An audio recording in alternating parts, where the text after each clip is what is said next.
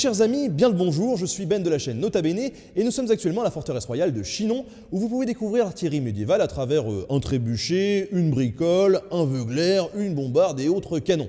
Et justement, je vous propose de revenir ensemble sur l'artillerie à poudre. Allez, c'est parti. Au XIVe siècle, les pièces sont essentiellement des canons et des bombardes de très petite taille et sont bien peu nombreuses dans les armées. Il faut attendre près de 100 ans, au XVe siècle, pour qu'elles se diversifient et que leur taille augmente. Au fur et à mesure, les armées se professionnalisent et apprennent à mieux manipuler l'artillerie. Les boulets sont préparés à l'avance par les tailleurs de pierre, et les boulets en fer seront utilisés à partir du règne de Charles VII, uniquement dans l'armée royale pour commencer. Pour mieux comprendre, je vous propose un petit focus sur les deux engins d'artillerie qui étaient le plus fréquemment utilisés. Les veuglaires sont des petits canons en fer forgé datant du XVe siècle.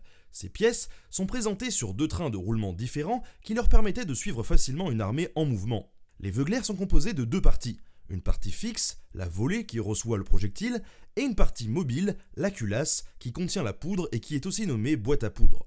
Les pièces d'artillerie, elles étaient plutôt dangereuses à manier, et d'ailleurs elles étaient garanties pour 400 coups seulement. Au-delà de ça, il fallait soit les réviser, soit les refaire, et c'est l'origine de l'expression « faire les 400 coups ». La bombarde désigne un type de canon comme celui-ci qui était utilisé entre la fin du XIVe siècle et le début du XVe. Ces spectaculaires architectures de bois étaient destinées à protéger les hommes et les machines des assaillants.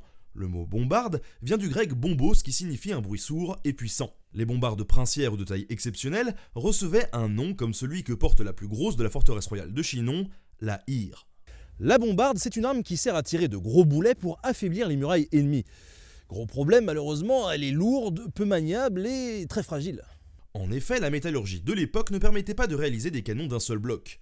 Ceux-ci étaient réalisés d'une manière analogue au tonneau avec des pièces de fer forgé ou même de bois tenues ensemble par des cerclages de fer. Les bombardes étaient souvent sujets à des éclatements inopinés et dangereux pour les utilisateurs. Pour cette raison, les charges de poudre propulsive étaient nécessairement limitées, réduisant ainsi la portée et la puissance des projectiles. Ce type de canon, ils ont disparu lors de l'arrivée des canons en bronze plus résistants. L'artillerie va devenir mobile en plaçant l'arme sur un affût à roues et c'est cette innovation qui va marquer le passage de la bombarde au canon qui serait apparue notamment lors de la bataille de Marignan en 1515. Toutes ces avancées d'artillerie n'ont pas uniquement fait progresser les armées, mais aussi l'architecture. Pour s'adapter, les remparts sont renforcés à la base et par l'arrière pour résister aux boulets. Les tours, elles, seront abaissées pour être moins fragiles. C'est une vraie révolution qui s'opère à l'époque, car à la fin du Moyen-Âge, il n'existe plus une forteresse imprenable, car plus un mur est haut, plus il est vulnérable au tir des boulets métalliques. J'espère que cette vidéo vous a plu, si c'est le cas, n'hésitez pas à la partager, et qui sait, peut-être qu'on se croisera un de ces quatre à la forteresse royale de Chinon, vous verrez, c'est canon.